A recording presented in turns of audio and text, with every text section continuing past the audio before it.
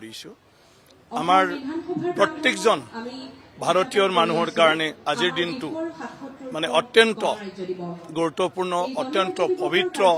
অত্যন্ত মহান দিন কাৰণ আজিৰ দিনটোতে আমাৰ সংবিধানখন আমি ব্যৱহাৰৰ কাৰণে গ্ৰহণ কৰা হৈছিল আৰু তাৰ পৰাই ভাৰতীয় প্ৰত্যেকজন নাগৰিকে আমাৰ দেশখনত স্বাধীনভাৱে জীৱন যাপন কৰিবলৈ মানে সঁচা যিটো স্বাধীনতা এই স্বাধীনতাটো পাবলৈ সক্ষম হৈছিল আমাৰ দেশ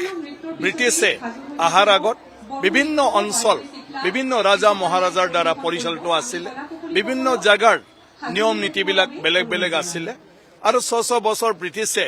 মানে যেতিয়া শাসন কৰিলে তেওঁলোকে গোটেই ভাৰতক এটা প্ৰশাসনিক ব্যৱস্থালৈ লৈ গৈছিলে তেওঁলোকৰ চিষ্টেমত আৰু আমাৰ ৰাজা মহাৰাজাৰ চিষ্টেমটো প্ৰায় নোহোৱা হৈ গৈছিলে 1947 চনত যেতিয়া ভাৰতে স্বাধীন পালে 15 আগষ্টত তাৰপিছত সকলো ভাৰতীয় এক হৈ পালে এই ভাৰতক এটা দেশ আৰু এটা আপোনাৰ মানে কি কয় প্ৰশাসন সেইটো লৈ ফালে চলাই লৈ যোৱাৰ কাৰণে আমাৰ নেতাসকলে সিদ্ধান্ত ললে আৰু সেইমতে আমি কোনটো নীতিত চলিম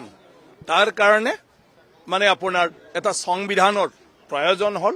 আৰু সেই হিচাপে সংবিধান ৰচনা কৰা হৈছিল তেতিয়া ডক্টৰ আম্বেদকাৰৰ মানে নেতৃত্বত আৰু এই সংবিধানখনে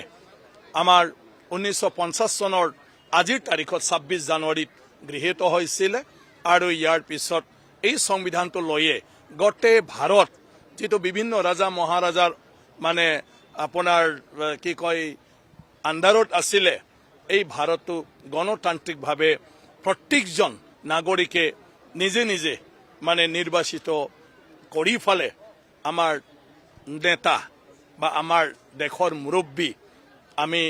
মানে নিযুক্তি প্ৰদান কৰি হেতুৰ দ্বাৰাই দেশখন চলোৱাৰ এটা ব্যৱস্থা কৰিলে আমাৰ দেশখন কোনো ৰজা মহাৰাজা কোনো বংশ পৰিয়াল ইয়াত নেতা হৈ থাকিব নোৱাৰে যে ৰাইজে মানে হেতু নিৰ্বাচিত কৰিব